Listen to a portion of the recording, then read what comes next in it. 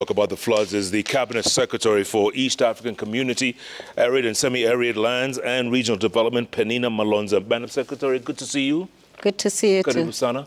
Asante. You've been busy the last few days. Yes, I have. In fact, you were in Maimahio the other day, right, with the president? Yesterday. Paint a picture for us. What's it like there?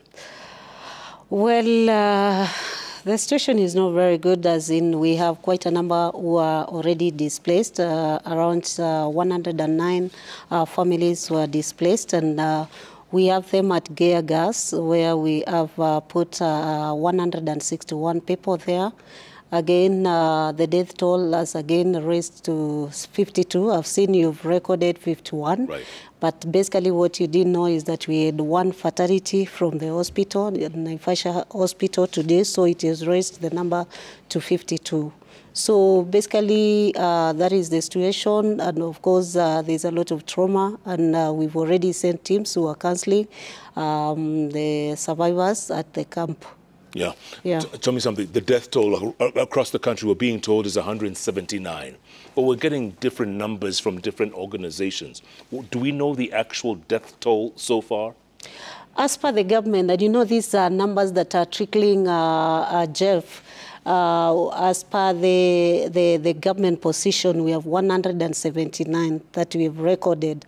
But as you know, even now, we may receive news that probably there's one more death, and we're still waiting for information from all over the country and coordinating. Like now, I've just been coordinating a few cases in Mwala constituency, which is in Machakos. There's a man who is actually engulfed, marooned in some small, island there. It's not an island, it's just like sand, and he's there, and he's been calling, we've been communicating with him, but we've gotten this information a bit late, so we couldn't send an helicopter, but up to the last 20 minutes, we've talked with him, and he's saying he's safe, as long as it doesn't rain tonight.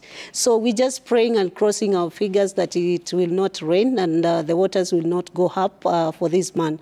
But we are doing all we can. Actually, tomorrow we're sending a number of NYS there down. Today we sent 400 to Maimahio, and of course you saw the KDF also go there. We've sent around 151 there, and they are helping in the rescue agenda. That's why we were able today to, recover one body. Yesterday we did recover 2 bodies.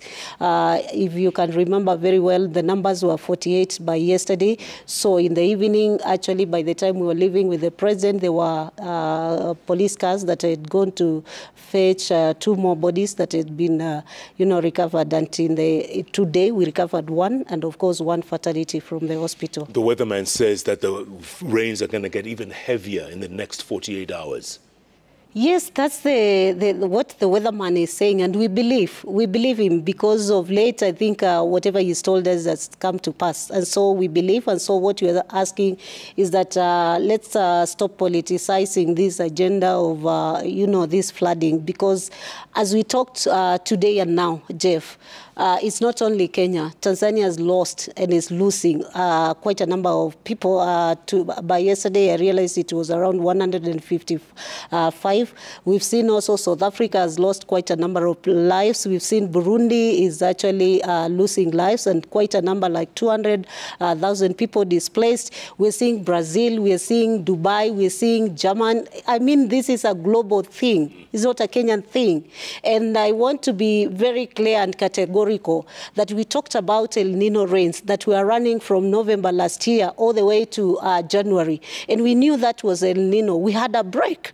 And now we got into the heavy rains that began in March. And they've turned out to be even worse than even El Nino. Remember, in El Nino period, we lost 175 lives. You can see within these 2 weeks, we've lost 179, so far, which has gone higher. And we don't know how many more we're going to lose. But, of course, the government is doing all we can so that we can make sure that no lives are lost. But again, is the warning that we're giving alerts every now and then from the Meteorological Department, from the Minister of Interior, that is actually mandated to carry out the issues of disaster. They're giving alert. You saw Kidiki yesterday. He gave an alert, and he said that all public and private dams must be inspected within 24 hours. From yesterday, yesterday, and I was in Nakuru, and actually Susan Kiiga was running and telling us that all his engineers have gone to check all the dams.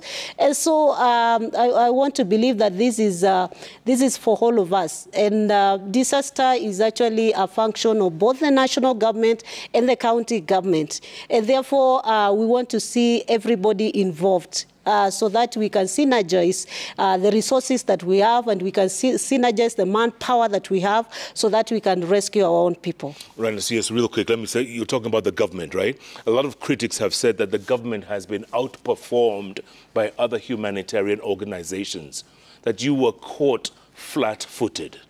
Not really so. And I can speak frankly to all Kenyans to see, because I'm in charge of special programs, and I can tell you I've been responding. I'm not a camera person per se, but I've been responding since the onset of the rains. And number two, when you say that we're being outshone by the other non-governmental organization, which was maybe Red Cross, and for your information, Red Cross is a creation over government act, and so it's actually working hand in hand with us. My minister has funded Red Cross with 260 million some time back, and that is the money they've been using. And now they've gone ahead now to, lobby for more funds from elsewhere. So we work together. And remember again, the mandate and the purpose of Red Cross is actually they are the front runners when a disaster happens, because they need to rescue people, and they need to be there at that point. And we are working together, because even before the rains intensified, we had a meeting, we had a sitting in my own office. I called Red Cross, I called World Food Program, and we sat before these intensified rains. And we sat there and we pulled together our resources. We had to preposition the non-food items across the country. Of course, we had not prepositioned food, because we didn't expect the rains to be a bit heavy like they are and very destructive. But we had already prepositioned non-food items. These are things like blankets, these are things like, jikos,